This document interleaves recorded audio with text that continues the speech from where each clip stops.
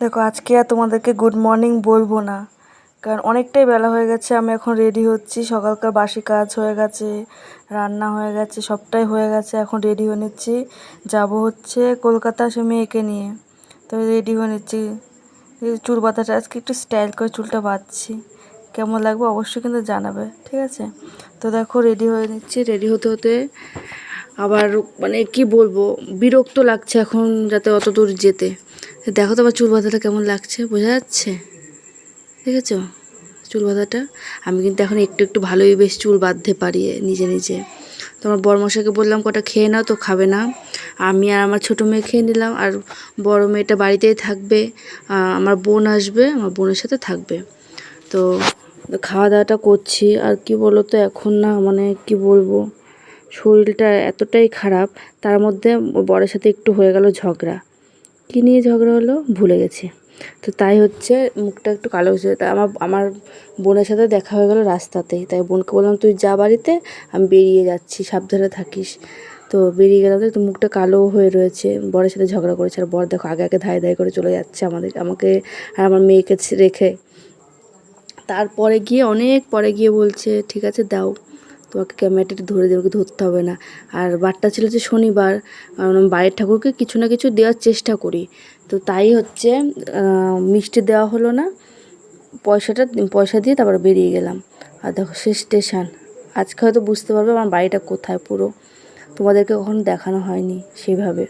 তো আমার ধাম থেকে কিন্তু বেশি দূরে না, আমার বাড়ি কাছাকাছি। তো দেখো কতটা ভিড় দেখেছো, ট্রেনটা বেরিয়ে গেল, ট্রেনটা পেলাম না, কিছুক্ষণের জন্য ট্রেনটা পেলাম না, ভাবতে পারছো? সামনে দিয়ে বেরিয়ে চলে গেল, পেলাম না। এর থেকে বড় কষ্ট আর কিছু হয় না। তো আবার দেখো ট্রেন ঢুকছে, অনেকক্ষণ বসে থাকার পর তারপরে ট্রেন, দেখো আমাদের ট্রেনটা ঢুকছে, তারপর ট্রেনে উঠবো। তার মধ্যে এখানটা তো ভিড় লাগলো, তবু ভেতরে গিয়ে দেখলাম ভিড় নেই, হালকাই রয়েছে। তো বসার সিটটা পেয়েছি। তারপরে এটা হচ্ছে ব্যান্ডেল টু হচ্ছে কাটোয়া। তো এটা দেখো আমরা ট্রেনে উঠেও গেছি।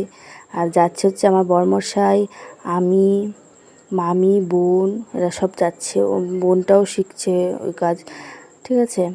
তো দেখো আমরা কিন্তু হাওড়াতে নেমে গেছি। হাওড়াতে দেখেছি কেমন ভিড়, আর আকাশের এত মেঘলা ছিল, তোমাদেরকে আমি কি বলবো। আর প্রচণ্ড মেঘ ছিল, যার জন্য মানে কি বলবো, আসার সময় মানে যাওয়ার সময়তেই আমি অনেকটাই করতে পারি। এখানে মেট্রোতে যখন উঠবো তার আগে একটু দেখিয়ে দিলাম তোমাদেরকে, কারণ পুরোটা এর আগের দিন তো দেখিয়েছি মেট্রো মানে কেমন কি।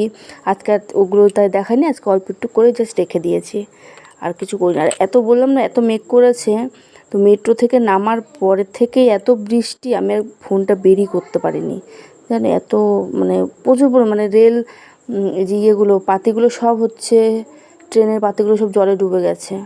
তো দেখো আমরা এবার মেট্রোর জন্য দাঁড়িয়ে রয়েছি।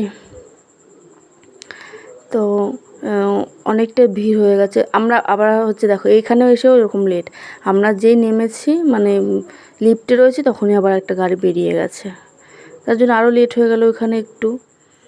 তারপরে দেখো তাও কতটা তোমাদেরকে একটু দেখাই, অনেকটা লম্বা, জানো তো? তোমরা কে কে গেছো অবশ্যই জানাবে। তো আমি তো এই নিয়ে 3-4 বার গেলাম। তো পরে আর কিচ্ছু করতে পারিনি, বললাম তো এত বৃষ্টি। এবার বাড়ি আসার সময় একটু দেখিয়ে দিলাম তোমাদেরকে বাইরের প্রকৃতিটা কি সুন্দর লাগছে।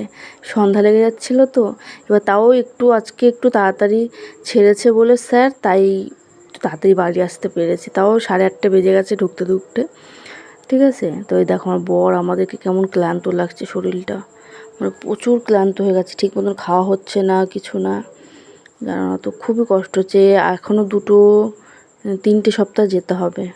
তো তোমাদের কেমন কি লাগলো অবশ্যই জানাবে। টাটা।